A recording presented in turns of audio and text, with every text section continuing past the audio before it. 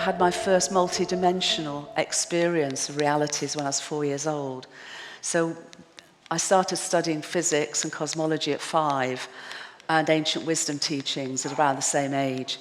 So all of those threads have been woven in, and it really has been a quest, a journey to understand the nature of reality at its deepest levels, and our place in the cosmos. What does that mean? I suppose before I start on the presentation, I sort of just want to share that I've always experienced reality as being ultimately unified. And its diversification and its differential perspectives are not any evidence of duality. You know, duality is the appearance, but as I think probably all of us in this room are aware, its deepest reality is unified.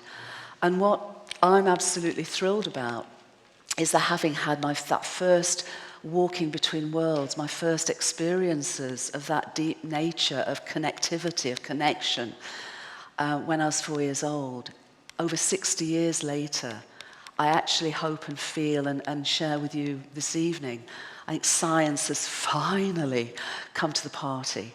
I think science now has finally garnered the evidence and the experiments and all the understanding that actually has enabled it for really the first time to come alongside universal spiritual experiences and supernormal phenomena, and actually adds its voice, just a voice of verification and support to help us all appreciate that we're not separate and the world isn't separate, that consciousness isn't something that mysteriously arises from physical matter, but that mind is matter, matter is mind, and consciousness isn't something we have, it's what we in the whole world are.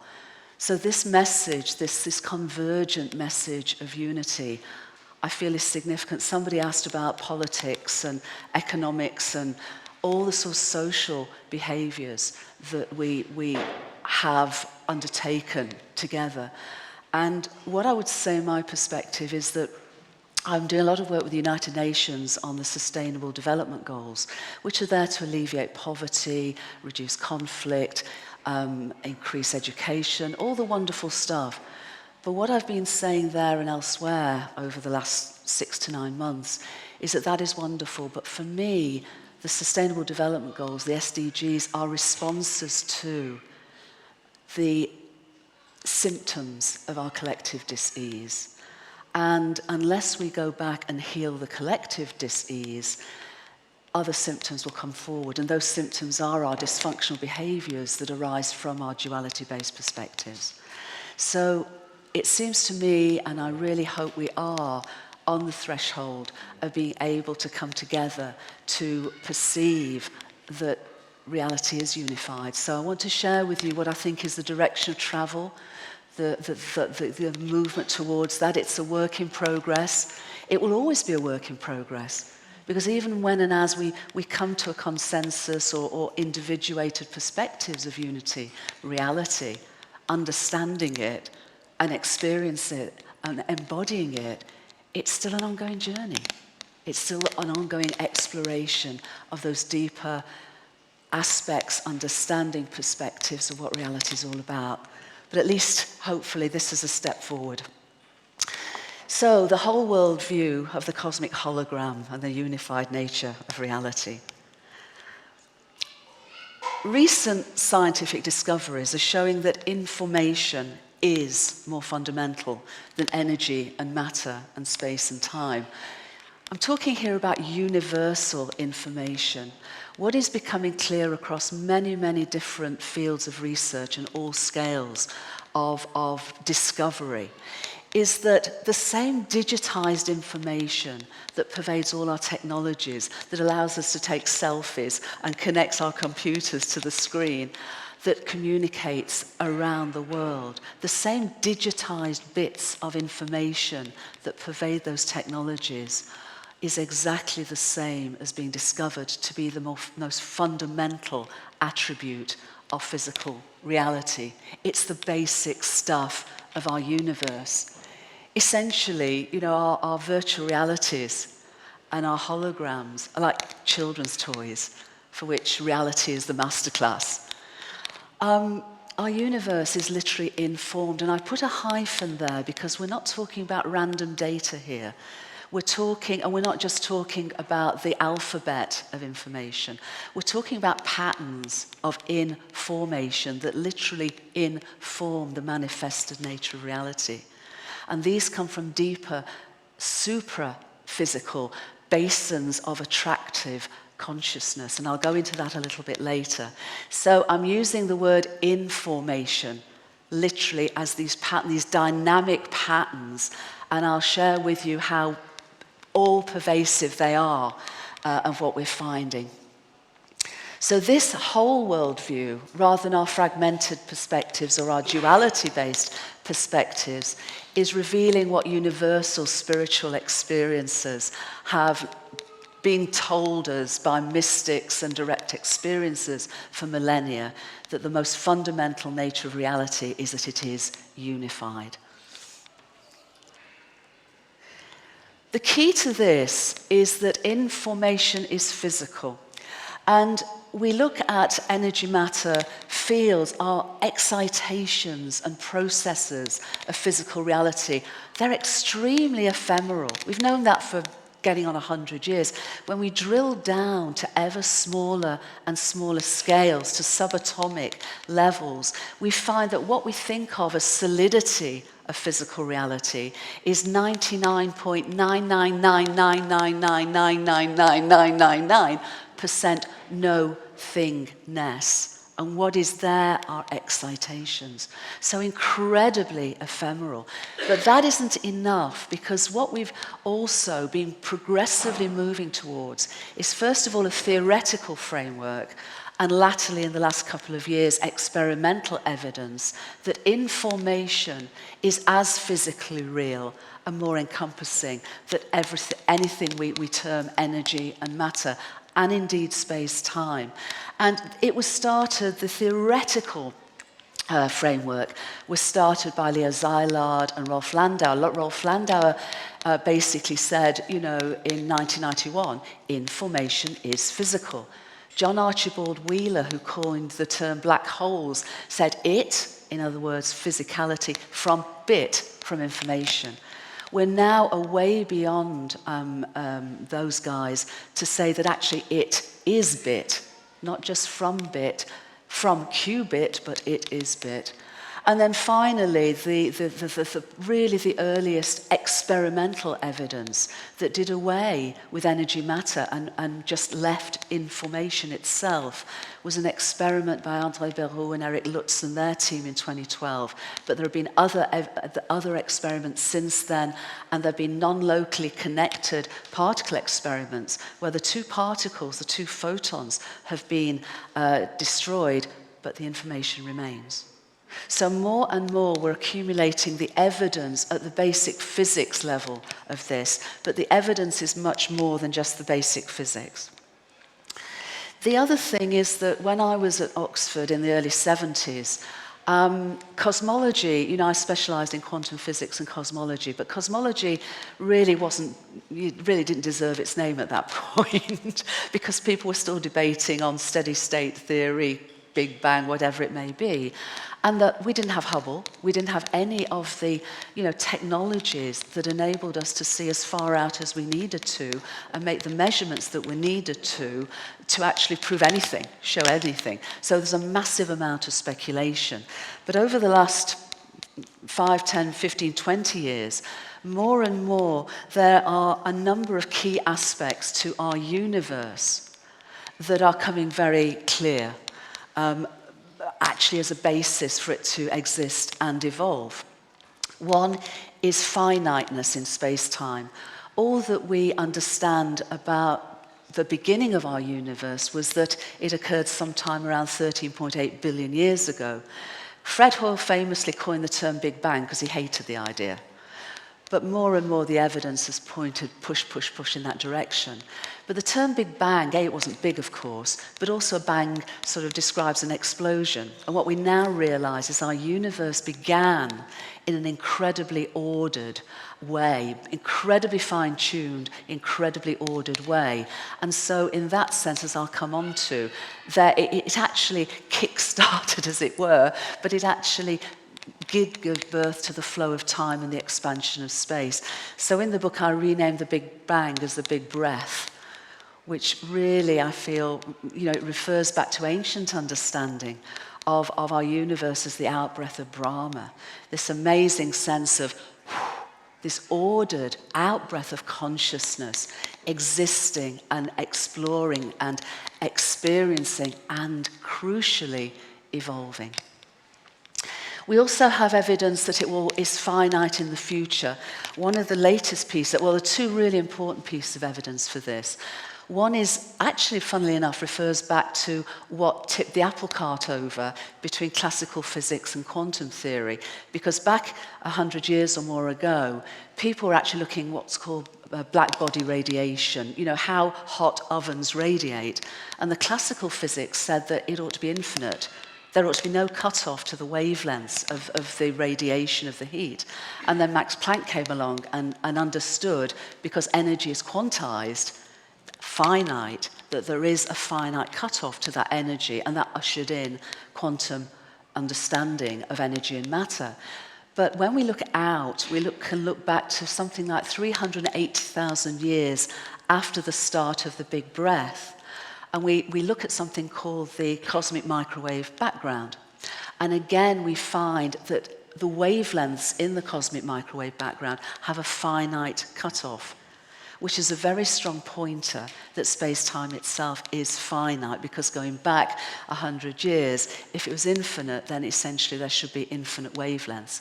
But another key piece of experiment evidence that's come forward over the last few years is an analysis of what's called H-alpha radiation by David Sobral and his team. Now, what H-alpha is all about is it actually is a radiation that is formed when stars are created.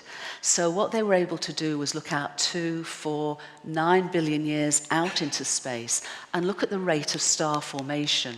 And what they found was that star formation has dramatically declined over the last 9 billion years, and that there's only enough hydrogen in the visible universe to create another 5% of stars. So in other words, 95% of stars that could be formed have already been formed, and most of them are either now died, cinders, have exploded as supernova, or are in their middle age and older, like our beloved Sol is, who's 5 billion years old. There's another analysis that's been done looking at the informational and thermodynamic processes as space expands and the temperature reduces, that also suggests that a finite time frame of tens of billions of years forward is the best sense that we have at the moment. So we're talking about a finite universe in space-time. We're also talking about a universe that exists and evolves as a unified entity, because we know from Bell's theorem that for quantum theory to work at all scales, not just at the quantum scale, but the entire universe has to be non-locally connected. That doesn't mean that there is complete non-locality within space-time. Fundamentally, I think the evidence is that there is, but the way we measure and the way that relativity theory works with the speed of light, there is a directionality, there is a process of causality, there is a flow of time, there is a perception of not separation per se, but we can experience each other, and yet at the same time we have access to the non-local intelligence of our entire universe, which exists and evolves in that way, an intelligent entity, a conscious entity that is always able to observe itself.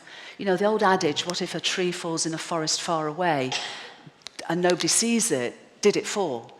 Well, let's expand that perception to the whole universe that is always observing itself, so that the universe observes the tree. It does not need human observation because the whole universe is this interconnected perception of which we, of course, are microcosmic perceivers and experiencers of that. But if we're not in the forest, if there's not a human observer, there is still a universal observer. And energetically close to enable the conservation of energy matter on a universal level, which all the laws of physics suggest, and certainly the 2 laws of thermodynamics require, our universe is closed. So we have 3 basic aspects of our universe that cosmologically more and more evidence and physically more and more evidence is coming to, that suggest that our finite universe exists and evolves as a finite and unified entity within an infinite and eternal cosmic plenum. But to understand at a deeper level than this, we need to understand a scale called the Planck scale. And when the laws of physics are sort of rolled together, a scale naturally comes out. It doesn't matter whether we're measuring that scale in seconds and meters or a self-aware race in a galaxy far, far away, or do it in X, Y, Zs and ABCs. It doesn't matter what we're measuring it at. This is a natural measure of the fundamental attributes of our universe. And in terms of space and time, the Planck scale is absolutely minute. It's in length terms 10 to the minus 35 meters, whereas an atomic nucleus roughly is about 10 to the minus 15.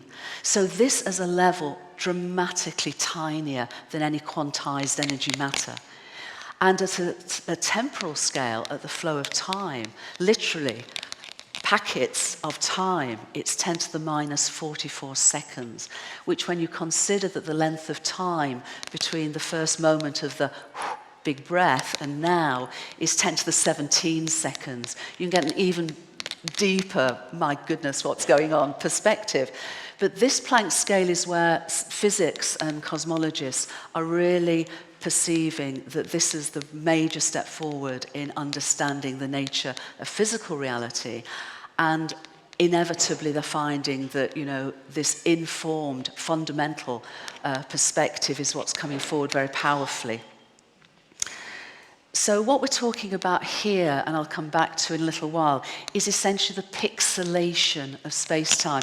How many of you are old enough like me to remember the sort of the pre-HD televisions, where if at the end of the day you could look and see the pixelation? Well, this is the pixelation of space-time. And this pixelation, from it both emerges the perspective of what we call space-time, but at a much greater scale, the perspective of quantized energy matter, and I'll come to that in a second. But before I do, we need to sort of take a slight detour to black holes. And I have to brag here, right? When I was 19, I was at Oxford, and I had a mentor called Dennis Sharma, and Dennis Sharma was Stephen Hawking's mentor. And Stephen's about 12 years older than me. So when I was 19, Stephen and Roger Penrose got invited to give a postgraduate seminar at Oxford, and I was invited along, and I was the youngest person in the room. And there was a university essay prize, and Dennis was very supportive and said, why don't you write an essay on black holes? Because they'd literally just come into the perception. So I did, and I won!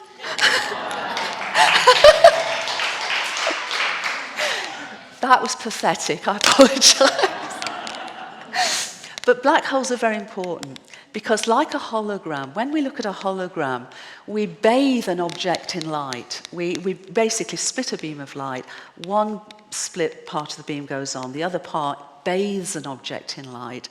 And all that information that it picks up about that 3D object is then recombined with the other partial beam, and then it's displayed on a two-dimensional surface. When another beam of light is then shone onto that two-dimensional pattern, the hologram appears. It replicates the three-dimensional appearance of that original object. But of course, all of the appearance of the 3D-ness of the hologram is actually held on that two-dimensional surface. So when folks were looking at the informational entropy, which I'll go on, but heads up, now being understood as the informational content of a system. When they were looking at the informational entropy of a black hole, they realized that instead of being proportional, as you'd expect, to its three-dimensional volume, it was actually proportional to its two-dimensional surface area or event horizon. That's like looking at me, right, and thinking all the information that makes up Jude is actually proportional to the volume of my body. Or if it's you, you're bigger than me, so you'd have more information in your body.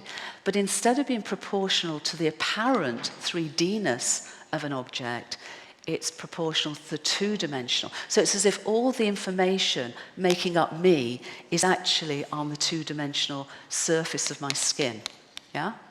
And so with black holes. But that, crucially, and also crucially, a recognition that the maximum information entropy, the maximum informational content within the appearance of a three-dimensional space is 1 bit, 1 digitized bit per Planck scale area.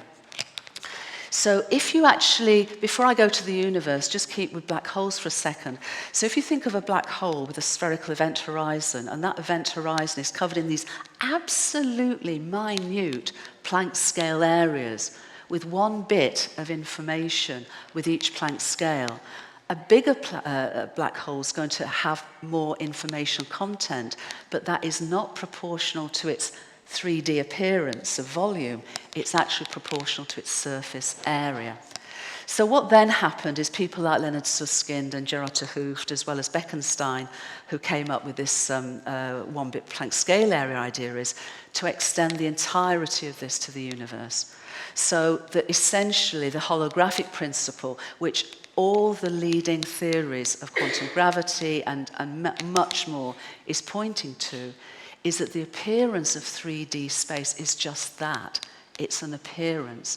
And that essentially all we call physicalized reality is essentially holographic. So informed and holographically manifest. And I want to go through the evidence, for all of this, because it's one thing to take it from some experiments, to take it from some evidence, but we need to get much more perspective. What does it mean for us on our everyday lives? How's it playing out, when I go to supermarkets, whatever. But just to, and I do, trust me,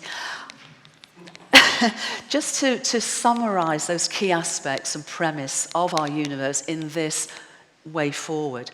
The key aspects of our universe, and these are very much supported by cosmological and other evidence, is that spatially, and I haven't really mentioned this before, but spatially, our universe is geometrically flat to a very, very high level of precision. And what that means is we're not talking about the curvature due to mass. We're talking about the basic space-time of our universe insofar as it appears to be and measured. And that means that when we all went to school, we learned geometry. Hands up, anybody who learned geometry? Hands up, anybody who didn't learn some geometry? Lucky you. Actually, no. But we learned Pythagoras. And Pythagoras basically says, or even if it's not a right-angled triangle, all triangles on a flat piece of paper have internal angles that total 180 degrees. All the measurements say that that's how space is. So it's not curved this way, it's not curved that way, it is flat. And that's a very special case. And if you want to get very deep into this, I can take you from there to E equals mc squared. Yeah?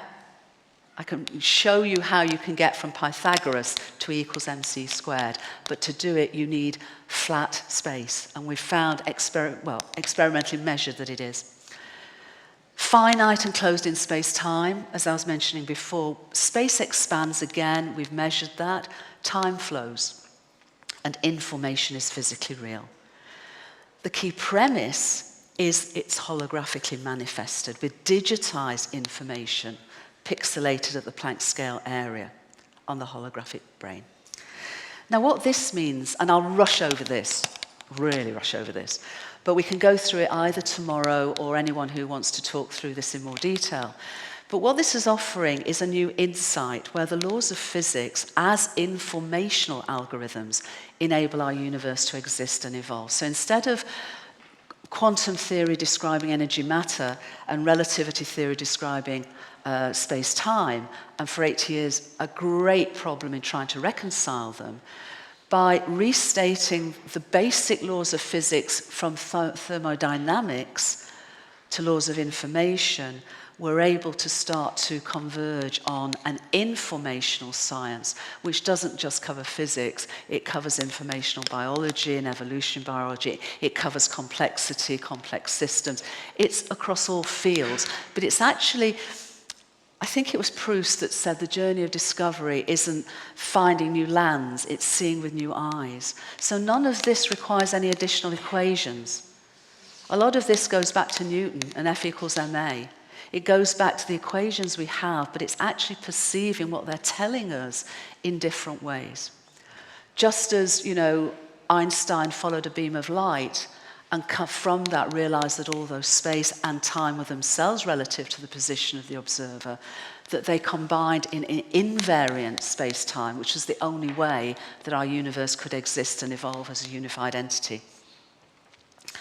So what this allows is a restatement and an expansion of the laws of thermodynamics as laws of infodynamics, which, by the way, along the way, reconcile quantum and relativity theories. And again, and this is really key, it's so straightforward, they're showing that energy and matter and space and time are complementary expressions of information. I'll go through this quickly. I apologize, but I know we're tight on time, and I want to show you some of the bigger evidence, but we can come back to this. There are two laws of thermodynamics. There's a third if you count, zero temperature, but let's focus on the two.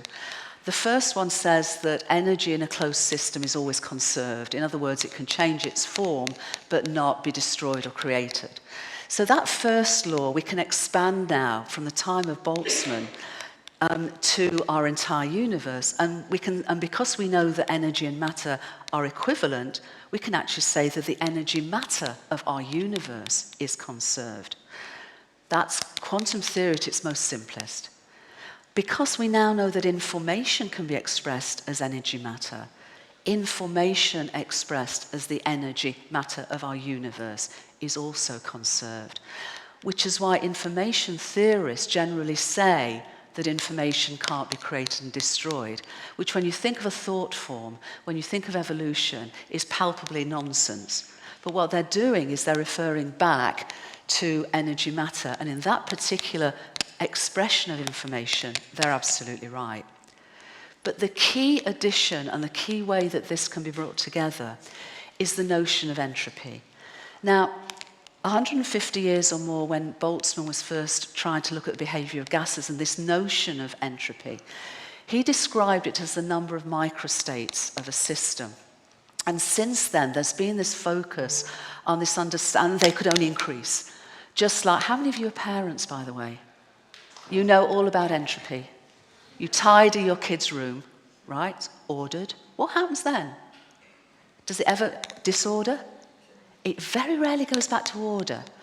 And even when you go in, you're building on the disorder to create further order. But the point is that when we look at it as just order to disorder, it misperceives it, because what this is suggesting strongly, and even thermodynamically, it's the number of microstates in a system that always increase.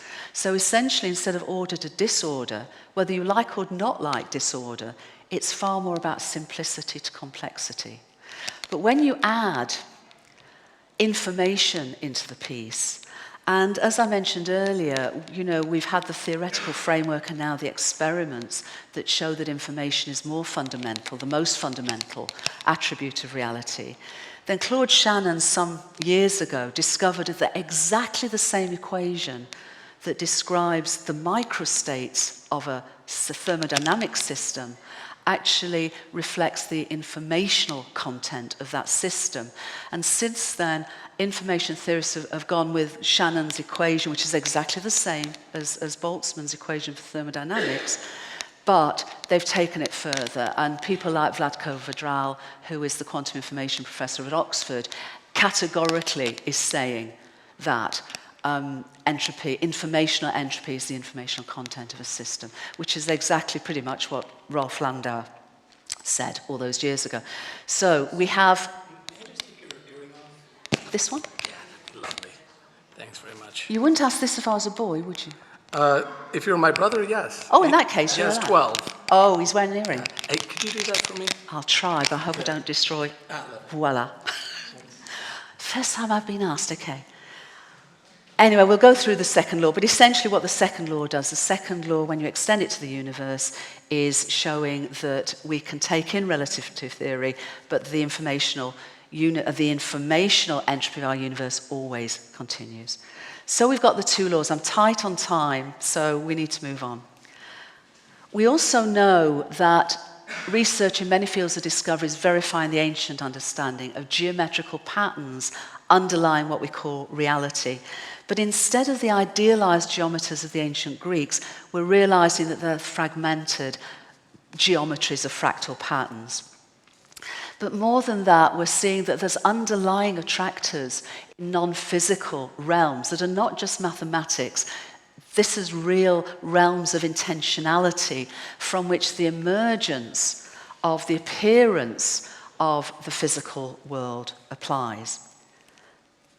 So what we're finding is these fractal patterns throughout the natural world, coastlines, weather patterns, earthquakes, ecosystems. But we're also finding them pervading our man-made structures. The internet has exactly the same fractal dynamic patterning as does ecosystems. Stock markets have multifractal patterning. Crucially, the incidence of conflicts, when we look at earthquakes, I'll go on to this because we are short of time. Actually, let me go back. Okay, I'll come back to earthquakes, because the patterning between earthquakes and conflicts is exactly the same. So the informational patterns embodied in our universe at all scales of existence are exactly the same, whether natural or man-made. Ali Yazdani discovered that there was fractal patternings at individual atomic levels of electron clusters. Exactly the same patternings at Morag Scrimgeour and her team realized hold galactic clusters together, the same patterns. Henry Lynn and Abraham Loeb at Harvard Astrophysics Observatory looked at the population densities in cities and galaxies and found that cities and galaxies grow in the same way. Cities, it's the population density of people. Galaxies, it's the population density of stars. This is where I think it gets very interesting. When we look at earthquakes, there's a Gutenberg-Richter power law of earthquakes. There's no such thing as an average earthquake. An earthquake that is twice as powerful, logarithmically, is 4 times less likely to occur. We've known that for a long time, which is why it's so difficult to predict specific earthquakes. But after the Second World War, Lewis Richardson analysed hundreds of human conflicts, including 2 world wars, and regional fights, and came up with a graph plotting fatalities in terms of human conflicts against frequency, and again found approximately that a conflict with twice the number of fatalities, human fatalities, occurred approximately 4 times less often. And more recently, Neil Johnson and his team at the University of Miami have looked at insurgencies in the Iraq War and Afghanistan, and this is their graph. It's exactly the same. So think about that. Earthquakes, human conflicts, both embodying exactly the same holographic fractal patterning. It's flowing through informational patterns in ecosystems and human behavior. Tomorrow when I talk, I'll go a lot more into holographic behaviors and also in terms of how information and holographic information and the emergence of more self-aware beings is an absolutely natural consequence of the way that the cosmic hologram holds together. But essentially, we're on the verge, I believe, of transcending the duality appearance of reality and fully recognizing its unity. There is this fallacy of how immaterial mind might emerge somehow from material brain and the physical world. But we're now understanding more and more that the entirety of what we call the physical world is literally all pervasive informational processes, including us. This is the duality to unity that we've been talking about here and for so long. All we call physical reality and realities is infinite, an eternal cosmic mind in this perspective, exploring, experiencing, and evolving on multidimensional and myriad levels of consciousness, and including finite thought forms of universe souls that exist and evolve as finite thought forms in the mind of the cosmos. And us, what about us? Well, all the evidence is accruing, as it says here, that consciousness isn't what we have, it's what we and the whole world are. We're only beginning, really. We've had the amazing mystical experiences for so long, but for many people for whom science is the gatekeeper to even being willing to have those experiences. Science has hitherto said they're nonsense, they're imagination, they're not real, that reality is dualistic, it's separate. Well, we now know that's wrong. And we now know that science is finally able, if not ready, to come to the party of actually reconciling with universal spiritual experiences to reveal the truly unified nature of reality. And boy, have we got an adventure ahead of us, I feel. Anyway, thank you, everyone.